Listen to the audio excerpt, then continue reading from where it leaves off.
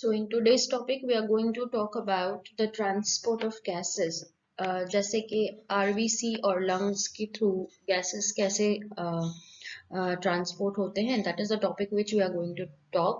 इसमें हम mainly दो gases के बारे में बात करेंगे, जो है कार्बन डाइऑक्साइड और दूसरा है oxygen.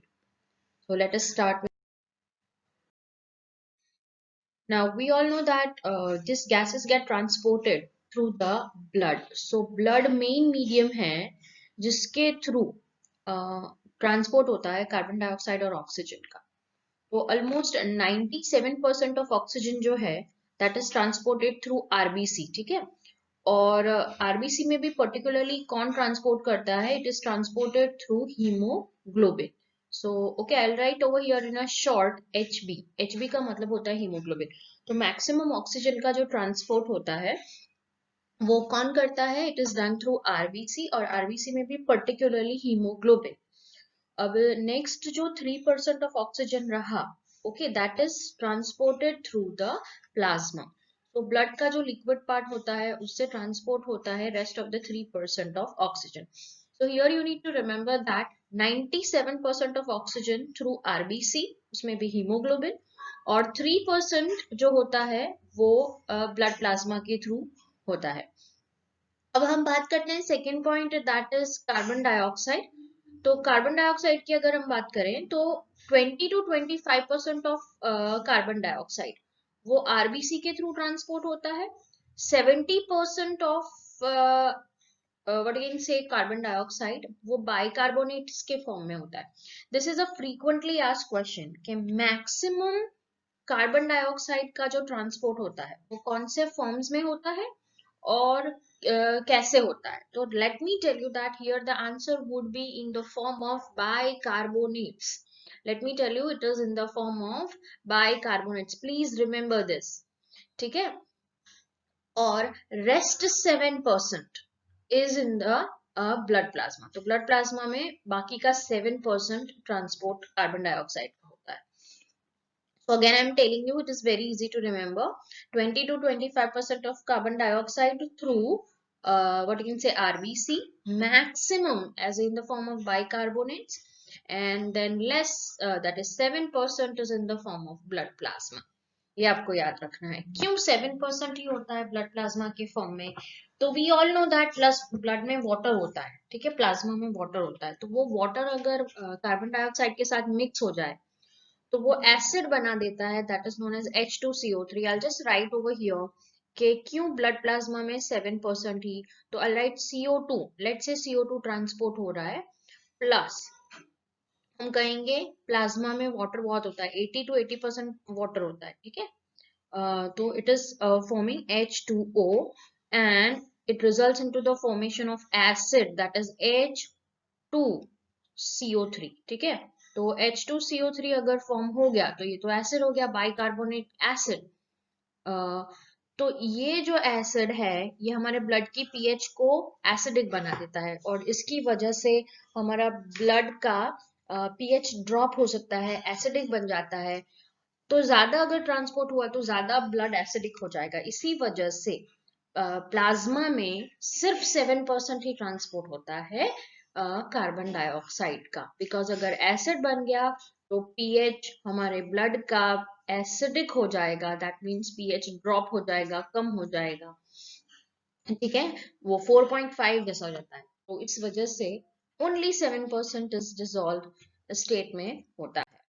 Now next, whether we understand first कि कैसे ट्रांसपोर्ट होता है, let us understand कि first of all oxygen, okay, it goes through the lung surface से blood में जाता है और blood से फिर टिश्यू सरफेस पे जाता है. टिश्यू सरफेस मतलब वो कोई भी जगह जहाँ पे ऑक्सीजन की जरूरत है, जैसे कि हैंड्स, लेग्स वगैरह, कोई भी ऑर्गन. तो ऑक्सीजन पहले लंग सरफेस पे, लंग सरफेस को हम रेस्पिरेटरी सरफेस भी कहते हैं. कौन सा सरफेस कहते हैं? Respiratory surface. Okay, it is also known as respiratory surface. RATORY. ठीक है. It is called as respiratory surface. Remember this. तो वहां से वो ब्लड में जाएगा और ब्लड फिर लेके जाएगा टिश्यू पे। यहाँ पे बीच में आएगा लिम्फ, ये मैंने आगे आपको बोल के रखा है, you have to remember that बीच में क्या होता है, लिम्फ। तो मतलब हमें आइडियली कितने सरफेसेस इन्वॉल्व है, 2 सरफेसेस इन्वॉल्व है। ऑक्सीजन लंग सरफेस से टिश्यू सरफेस की तरफ जाता है, और जो कार्बन डाइऑक्साइड है, ओके, कार्बन डाइऑक्साइड जो है वो उल्टा ट्रांसपोर्ट होता है। That means it is going from the tissue surface से लिम्फ, यहाँ पे हम लिख देंगे लिम्फ, ठीक है, वहां से जाकर वो कहाँ जाता है, ब्लड में जाता है, और ब्लड से फिर जाता है लंग सरफेस या तो फिर रेस्पिरेटरी सरफेस पे। मतलब 2 वे ट्रांसपोर्ट है, you have to remember, lung surface से टिश्यू सरफेस और टिश्यू सरफेस से lung surface when it comes to respectively oxygen and carbon dioxide. Let's talk about first of all transport of oxygen. So transport of oxygen में हमने देखा कि 97% is transported through RBC and rest 3% is transported by the blood plasma. ठीक है, but now if we talk about oxygen, क्यों haemoglobin से transport होता है, so here if we talk about this, the structure of hemoglobin is given over here. Now you can see that here is 2 beta chains which are brown in color. ठीक है, ये 2 beta chain है, आप देख सकते हो यहाँ पे, और हर एक के सेंटर में एक Fe का आयन है, Fe मतलब ion, that is Fe+2. And then next is, this is again 2 alpha chains, one is purple color and pink color. ठीक है, तो ideally the haemoglobin is made up of 2 alpha and 2 beta chains, और हर एक chain के centre में Fe+2 that is haem ion होता है। Now you can see that यहाँ पे कितनी चेन है, 4 चेन है, 2 अल्फा 2 बीटा, और हर एक के सेंटर में Fe है, मतलब 4 Fe है। ठीक है, तो you need to remember this as a structure of haemoglobin. अब haemoglobin, as I told you, it is made up of haem and globin. Globin is a protein that is 2 alpha and 2 beta chains, ठीक है, और him का मतलब होता है Fe+2 that is iron form, जो oxygen का ट्रांसपोर्ट करता है, ठीक है, और ये जो ग्लोबिन है ये CO2 का ट्रांसपोर्ट करता है। I'll just write it over here कि ये किसका ट्रांसपोर्ट करता है, CO2। तो haemoglobin is transporting oxygen and carbon dioxide. Haemoglobin एक रेड कलर्ड का पिगमेंट है, ठीक है। अब हीमोग्लोबिन HB, एक्चुअली HHB के फॉर्म में होता है, हीमोग्लोबिन एक एसिड के फॉर्म में होता है, वो रिएक्ट करता है ऑक्सीजन के साथ, जो हम ट्रांसपोर्ट करते हैं ऑक्सीजन का, और वो बना देता है HHbO2, दैट इज HbO2 भी आप लिख सकते हो। HbO2 is haemoglobinic oxy haemoglobin, okay. तो सबसे पहले लंग्स पे जैसे ही हमने ऑक्सीजन को इनहेल किया, ठीक है, तो ये लंग्स सरफेस पे सबसे पहले क्या बनता है, ऑक्सी हीमोग्लोबिन, ठीक है। और हीमोग्लोबिन एक रेड कलर का पिगमेंट है, मैक्सिमम 4 मॉलिक्यूल्स ऑक्सीजन के बाइंड कर सकते हैं। क्यों 4 मॉलिक्यूल ऑक्सीजन के बाइंड करेंगे, क्योंकि हमारे पास हमारे एक हीमोग्लोबिन के मॉलिक्यूल में 4 आयन के आयन फॉर्म्स में होता है, तो 4 Fe होते हैं, ठीक है, वी विल राइट 4 Fe+2। तो अगर 4 Fe है तो एक हीमोग्लोबिन का मॉलिक्यूल 4 ऑक्सीजन को लेके जा सकता है, और उस पे से कैलकुलेशन हुआ है कि every 100 ml of blood, oxygenated blood, around 5 ml of oxygen लेके जा सकता है। Remember this line, it is important. हमारा 100 ml of blood 5 ml of oxygen tissue तक पहुंचाता है। कैसे, तो ये HbO2 that is ऑक्सीहीमोग्लोबिन, ये टिश्यू पे जाएगा, यहाँ पे ये कन्वर्ट हो जाता है एक्चुअली पोटेशियम ऑक्सीहीमोग्लोबिन। आपको सिर्फ ये याद रखना है क्योंकि ये पोटेशियम से रिएक्ट करता है, okay.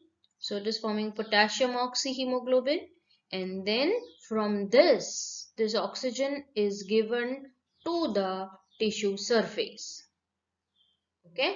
So I write over here TS, ये इक्वेशन थोड़ा लर्न कर लेना, याद कर लेना, ठीक है।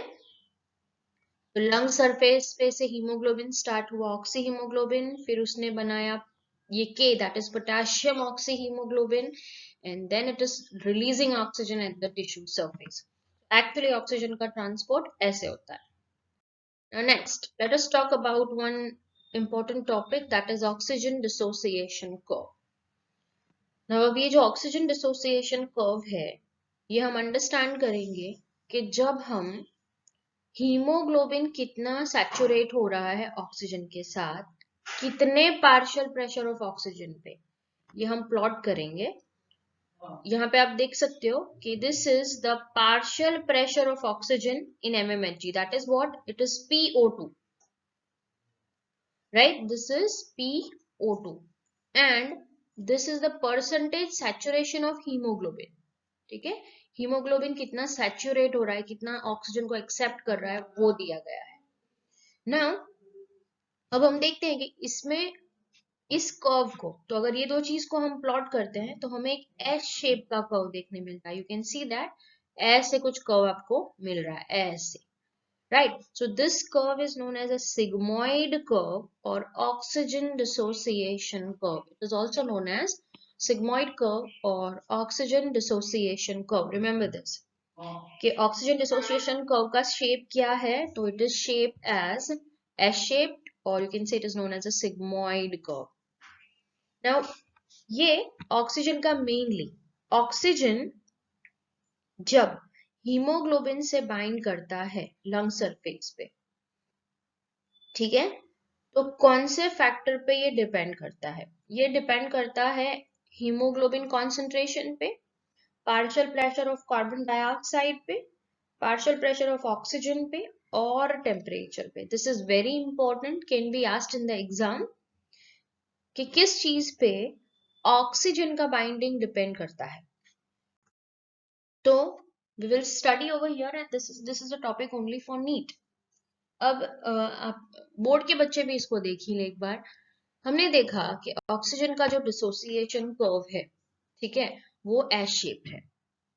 अब लेट्स से कि यहाँ पे मैंने 10-20 करके लिया है, लेट्स से ये 10, 20, 30 and then here comes the 40।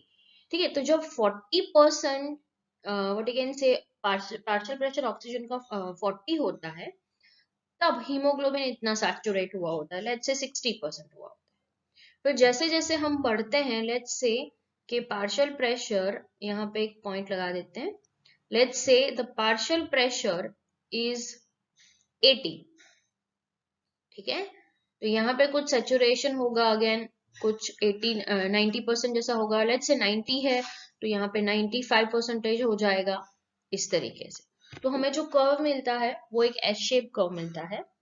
लेकिन अगर हम कार्बन डाइऑक्साइड को बढ़ा दें, ठीक है, लेट्स से कि अगर हम कार्बन डाइऑक्साइड का प्रेशर बढ़ा दें, partial pressure of carbon dioxide बढ़ा दें, तो नेचुरली एसिडिक कंडीशंस बढ़ेगी, पीएच ड्रॉप होगी।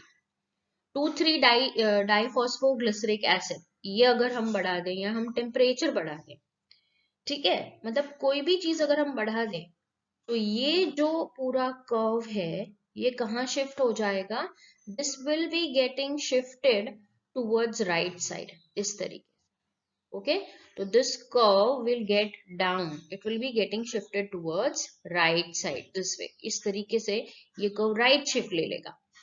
मतलब क्या होगा कि इसका लेट्स से राइट शिफ्ट है, तो अगर मैं कहती हूँ यहाँ पे, तो भी बहुत कम ऑक्सीजन, 30 पे भी बहुत कम ऑक्सीजन उसका बाइंड करेगा, ठीक है, मतलब उसकी शिफ्ट कहाँ हो जाएगी? Right shift. और ऑक्सीजन बाइंड नहीं होगा, ऑक्सीजन छूट जाएगा। तो ये ऑक्सीजन हम लाइक हीमोग्लोबिन जब ऑक्सीजन को छोड़ देता है तो वो कहाँ छोड़ देता है? वी ऑल नो दैट वो उसको छोड़ देता है टिश्यू सरफेस पे। तो ये ऑक्सीजन कहाँ चला जाता है? टिश्यू के अंदर। तो टिश्यू के अंदर कौन सी कंडीशंस होती है? वहां पे कार्बन डाइऑक्साइड ज्यादा होता है, वी ऑल नो दैट, क्योंकि वहां पे कार्बन डाइऑक्साइड बनता है, और कार्बन डाइऑक्साइड ज्यादा होने की वजह से पीएच कम होती है, दैट मीन्स H+ आयन ज्यादा होते हैं, डाइफॉस्फोग्लिसरिक एसिड ज्यादा होता है, और टेम्परेचर भी वहां पे मेटाबॉलिक रिएक्शंस होने की वजह से टेम्परेचर ज्यादा होता है और ऑक्सीजन कम होता है। तो टिश्यू सरफेस पे ऑक्सीजन डिसोसिएशन कर्व कौन सी शिफ्ट लेगा? It will go to the right shift. ठीक है, यहाँ पे ऑक्सीजन डिसोशिएट होगा। नेक्स्ट अंडरस्टैंड करते हैं कि अगर लंग्स सरफेस पे, तो लंग्स सरफेस पे यही ग्राफ कौन सी तरह शिफ्ट लेगा? वो ऊपर की तरफ जाएगा। मतलब वो कहाँ शिफ्ट लेगा? It will be taking a left shift. Graph ऐसे ही बनेगा, लेकिन वो कैसी शिफ्ट लेगा? It will be taking a left shift. मतलब क्योंकि वहां पे ऑक्सीजन ज्यादा है, वो जल्दी जल्दी ऑक्सीजन को बाइंड करेगा। तो it is written over here increased affinity of oxygen. और लंग्स पे कार्बन डाइऑक्साइड कम होता है, पीएच अल्कलाइन होती है, that is pH is more. H plus कम होते हैं, तो पीएच यहाँ पे मैं लिखूंगी कैसी होती है? अल्कलाइन। अगर H प्लस कम है तो पीएच ज्यादा है, 7 to 14 के बीच में होगी। और 2,3 डाइफॉस्फोग्लिसरिक एसिड, ये ग्लाइकोलाइसिस का एक प्रोडक्ट है, वो कम होगा और टेम्परेचर भी कम होगा। लेकिन याद रखना है यहाँ पे PO2, क्योंकि लंग्स में हम इनहेल कर रहे हैं तो ऑक्सीजन ज्यादा होगा, और ऑक्सीजन ज्यादा होने की वजह से हीमोग्लोबिन उससे बाइंड करेगा। तो लंग सरफेस पे कौन सी शिफ्ट होती है? Left shift. और टिश्यू सरफेस पे कौन सी शिफ्ट होती है? Right shift. तो यहाँ पे आपको क्लियरली अंडरस्टैंड करना है कि ऑक्सीजन हीमोग्लोबिन को बाइंड करता है लंग सरफेस पे, और ऑक्सीजन हीमोग्लोबिन से डिसोशिएट हो जाता है, मतलब छूट जाता है टिश्यू सरफेस पे। और तो ये मेन इंपॉर्टेंट पॉइंट था किसके बारे में? ऑक्सीजन हीमोग्लोबिन डिसोसिएशन कर्व के बारे में। So this was all about our today's lecture.